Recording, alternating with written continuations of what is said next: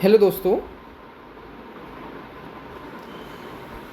आज हम अपने channel hash grammar rule HGR यहाँ पर आपको ऐसे मीनिंग के बारे में बताएंगे और ये वीडियो हमारी खास कर रहेगी क्लास 12th यूपी बोर्ड, क्योंकि उनके पास क्लास 12th में जब उनका मेन एग्ज़ाम होता है या हाफ ईयर एग्ज़ाम होता है तो उसमें एक क्या आती है, हिंदी टू इंग्लिश ट्रांसलेशन आती है। और हिंदी टू इंग्लिश जब आप ट्रांसलेशन करते हैं तो आपको कुछ वर्डों की मीनिंग के बारे में नहीं पता, ना तो उसको हिंदी के बारे में आपने कभी गौर फरमाया और ना कभी आप इंग्लिश उसकी जानते हैं। लेकिन बहुत से ऐसे होंगे कि जानते तो, लेकिन पूर्ण रूप से जो मैं आपको इम्पोर्टेंट वर्ड्स दे रहा हूँ, जो मीनिंग दे रहा हूँ, उसको प्रॉपर रूप से जानकारी बहुत कम होती है। क्योंकि इन वर्ड से अगर आप परिचित हो जाते हैं तो आप अपने जो आपकी ट्रांसलेशन आती है हिंदी टू इंग्लिश वाली, उसमें आप अपना प्रदर्शन जो है बेहतर कर सकते हैं और अच्छे नंबर गेन कर सकते हैं। तो गाइज, इन्हीं के साथ आज हम आपको प्रॉपर रूप से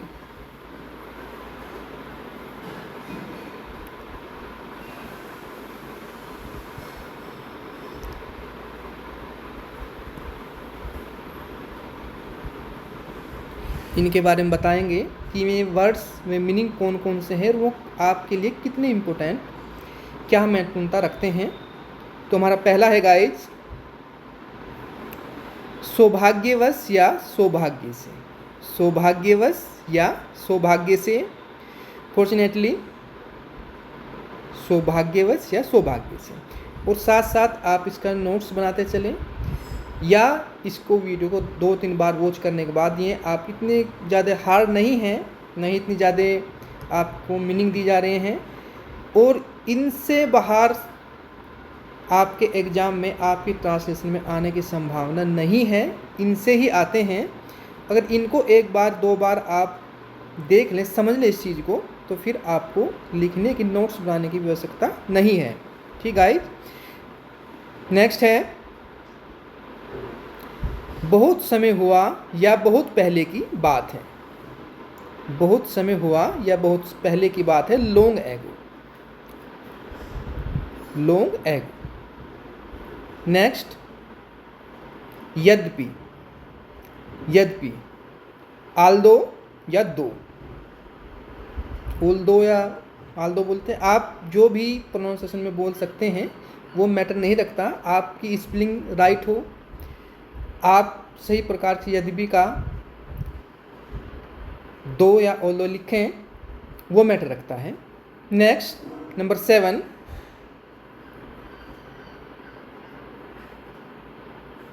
परिणाम स्वरूप। परिणाम स्वरूप, कॉन्सिक्वेंटली। नेक्स्ट, नंबर 9, संक्षेप में। संक्षेप में, in short. In short. Next, इसके अतिरिक्त। फर्दर मोर या मोर ओवर। फर्दर मोर या मोर ओवर। Next, number 13। 13 में क्या है, अभी पिछले वर्ष या पिछले वर्ष ही। अभी पिछले वर्ष या पिछले वर्ष ही। Only last year. Only last year. Next, 15, इस प्रकार। In this way. In this वे।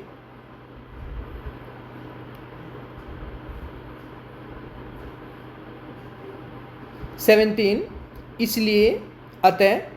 इसलिए, अतः। Therefore so. Therefore so. Next, 19, हम में से प्रत्येक। हम में से प्रत्येक। Each one of us. Each one of us. यदि हो सका। यदि हो सका। If possible. इफ पॉसिबल, पहली बार। पहली बार, for the first time, for the first time, एक एक करके या बारी बारी से, एक एक करके या बारी बारी से, वन बाय वन या one at time, one at a time. देखो गाइस, जो ये आपको मीनिंग दिए जा रहे हैं इसमें से लगभग आपको 70% तो आते ही होंगे, लेकिन फिर भी आप का जो ह्यूमन माइंड है उसमें एक कहीं ना कहीं परमात्मा द्वारा एक एरर दिया गया कि उसकी भूलने की एक आदत होती है। अगर आप एक सिस्टमेटिक तरीके से आप उस चीज़ को याद नहीं करते, उसको याद करने की कोशिश नहीं करते, तो वो आपके दिमाग से स्लिप हो जाती है बात, जो आपने मीनिंग, जो भी आपने कुछ याद कर रखा है। तो इसलिए उस चीज़ के आपके पास अगर नोट्स हों या आपके पास कोई बुक हो, अगर उसको आप एक बार रिवाइज कर लें, उसकी रिवाइज करने के बाद अगर आप अपने एग्ज़ाम में बैठे तो आपका जो प्रदर्शन है, जो आपकी परफॉर्मेंस है वो बेटर होती है। ठीक है। उसी समय, एट द टाइम, उसी समय, उस समय या उसी समय, एट द टाइम। नेक्स्ट 29, क्या करूं, क्या करूं, वो टू डू, वो टू डू। सीमा नहीं रही, न्यू नो।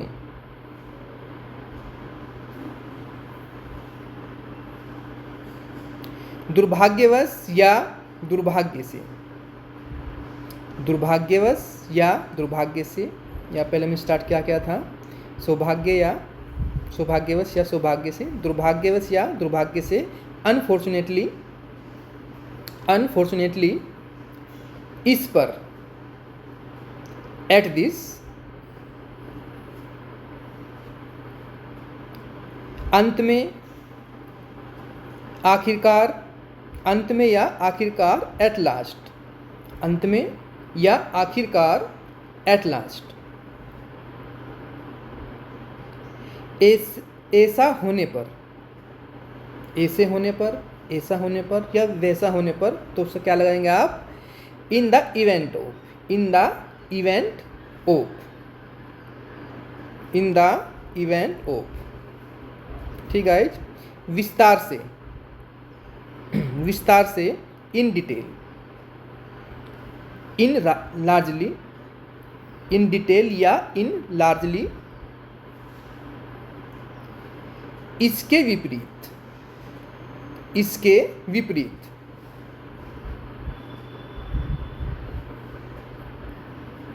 इसके विपरीत, ऑन द कॉन्ट्रेरी। नेक्स्ट 14, अचानक, अचानक यानी कि सडनली कह सकते हैं आप, या all of a sudden, all of a sudden या सडनली। नेक्स्ट नंबर 16, उसी प्रकार, in the same way, in the same way. Next 18, साधारणता या साधारण, जर्नली। नेक्स्ट 20, इसमें से कोई नहीं, none of them, none of them. Next number 22, एक बार, वंस, वंस या 24, बार बार, again and again, again and again. वास्तव में, रियली। और देखो गाइस, ये आपके 12th के लिए तो इम्पोर्टेंट है, क्योंकि आपकी एक जो आपकी ट्रांसलेशन है हिंदी टू इंग्लिश वाली, उसमें काम देगी। लेकिन जो अन्य एग्ज़ाम आपके एलटी ग्रेड इंग्लिश, यूपीटीजी, डीपीटी, या जो भी आपके जितने भी आपके एग्ज़ाम होने वाले हैं इंग्लिश से संबंधित, उस सब में अगर ये कहीं ना कहीं वो उसमें काम आते हैं, क्योंकि आपको जितने भी कंपटीशन एग्ज़ाम होते हैं, कंपटीशन एग्ज़ाम में क्या होगा कि आपको ये चीज़ वाक्य में, अल्टरनेटिव में, ABC में आपको जहाँ पर भी मिलेगी आपका वो अर्थ कहीं ना कहीं क्लियर होगा अगर आपको इसके बारे में पता है।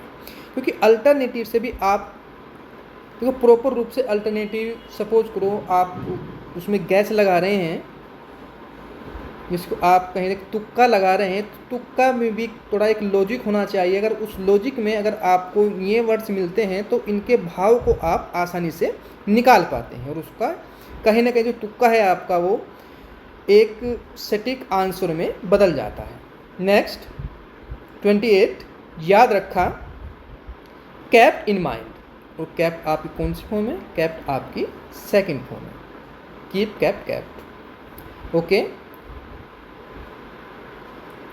दृढ़ निश्चय किया,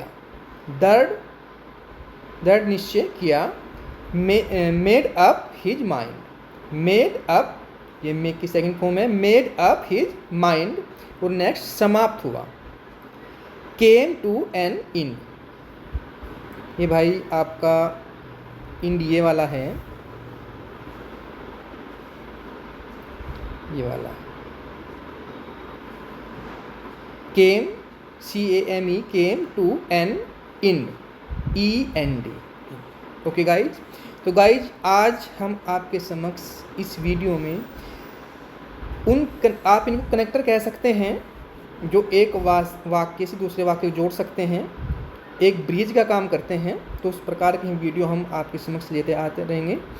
और आपको ये वीडियो कैसी लगी आप कमेंट्स में अवश्य बताएंगे। तो गाइज आज के लिए इतना ही। तो okay guys, thank you very much, मिलते हैं नेक्स्ट वीडियो में।